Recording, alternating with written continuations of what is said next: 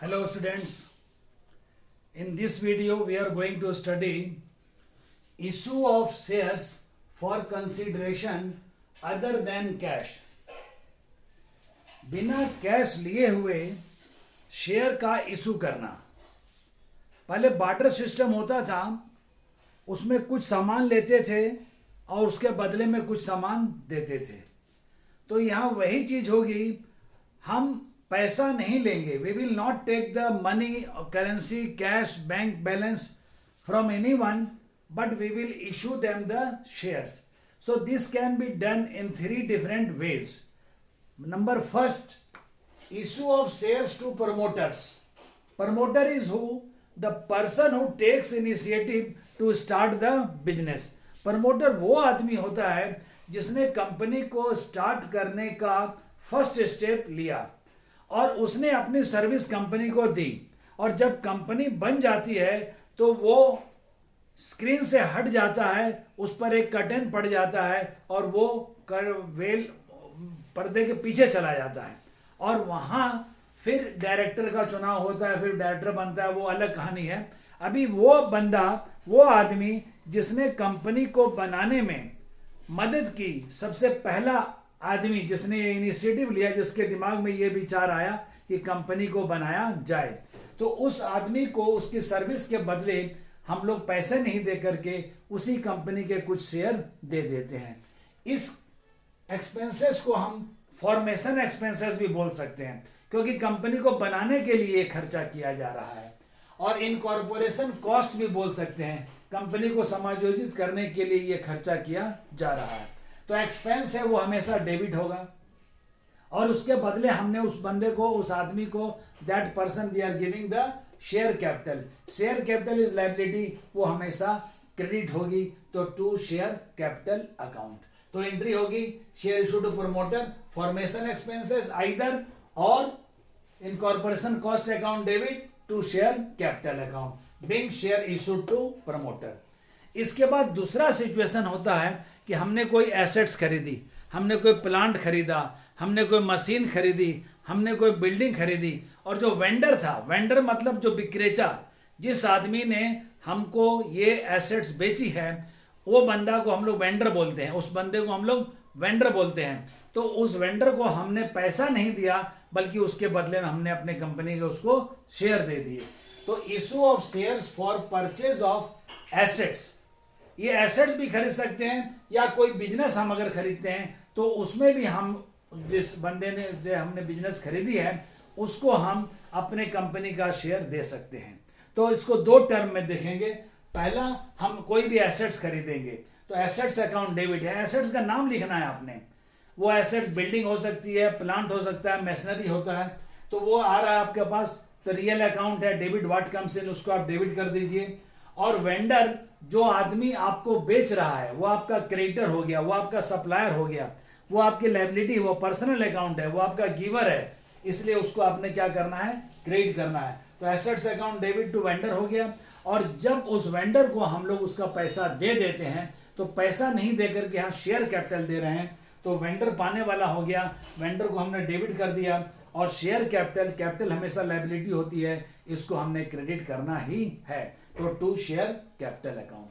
अब एक सिचुएशन आती है कि जब हमने परचेज ऑफ बिजनेस, किसी की बिजनेस हमने खरीद ली, तो जब हम किसी की बिजनेस खरीदते हैं तो there are so many assets we are getting.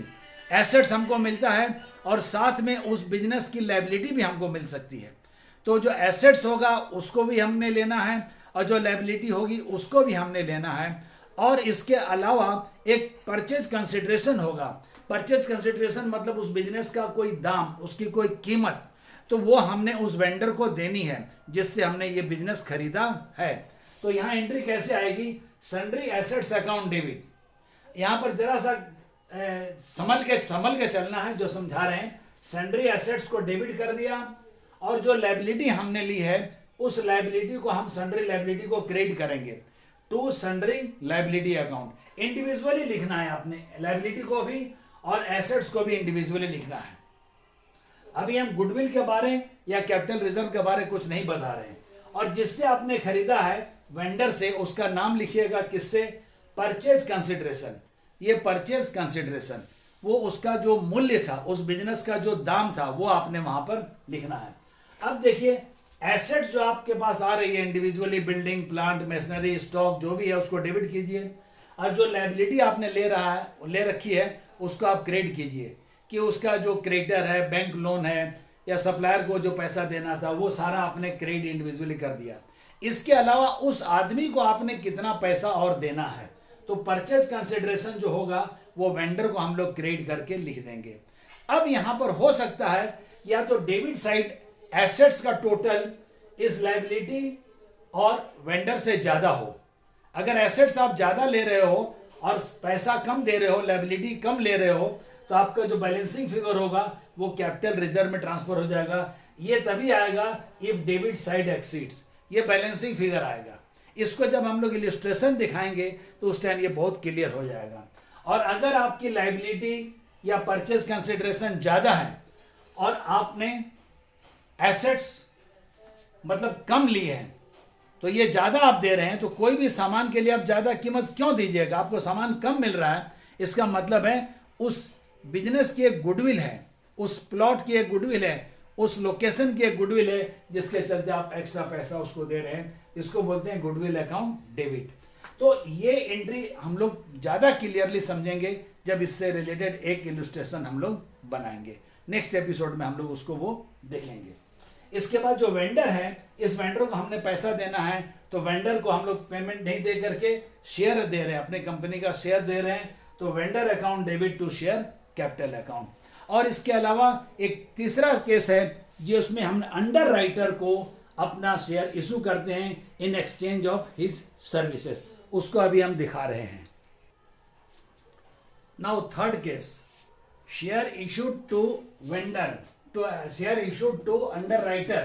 Underwriter is a person who helps us to sell our shares in the stock market. Underwriter is a type of broker. He is an agent there and he takes certain commission from us and he promotes our share in the market and he help us to sell our shares in the market to the public. And for such work he has to take certain commission. तो इसको हम लोग बोलते हैं under writing commission या under writing expenses. तो ये under writing expenses हमको देना पड़ता है इसलिए कि general public will not buy our shares if we are not very much popular. तो वो public trust to the underwriter और उसके गुड फेथ में they are purchasing your shares. जैसे LIC के एजेंट से आप पता करते हो कि कौन सा पॉलिसी अच्छा है, तो उसके नॉलेज पर आप बेस करते हो और उसके बाद एक डिसीजन लेते हो। तो यहाँ पर हम लोग अंडर राइटर के बात को सुन करके हम लोग अपने शेयर को बिक्री करवाएंगे। तो अंडर राइटिंग एक्सपेंसेस हमारे लिए एक्सपेंस है, नॉमिनल अकाउंट है, वो डेबिट होगा। और अंडर राइटर का नाम हमने यहाँ लिखना है, to underwriter, because we have to pay to him. वो आदमी हमारे लिए अब लायबिलिटी हो गया, उसको हमने वो पेमेंट करना है, वो हमारा क्रेडिटर हो गया, इसलिए उसको क्रेडिट किया गया। और जब अंडर राइटर को हम उसका कमीशन दे देते हैं in the form of shares, then underwriter is the receiver, so it will be debited, or our liability is over, that's why it is debited. और टू शेयर कैपिटल, कैपिटल हमेशा हमारी liability होती है, तो liability को हम लोग credit करेंगे, तो एंट्री हो जाएगी underwriters account debit to share capital account. तो हमने देखा कि shares can be issued other than cash, इसका मतलब कि बिना कैश लिए उसकी जगह हमने शेयर इशू करके अपने काम करवाए। तो पहला था हमने शेयर इशू किए प्रमोटर को, and second was share issued for purchase of assets और purchase of business, and third was share issue to underwriter for his services to us. In next video I will show you that different practical example of all 3 type of issue of shares other than cash.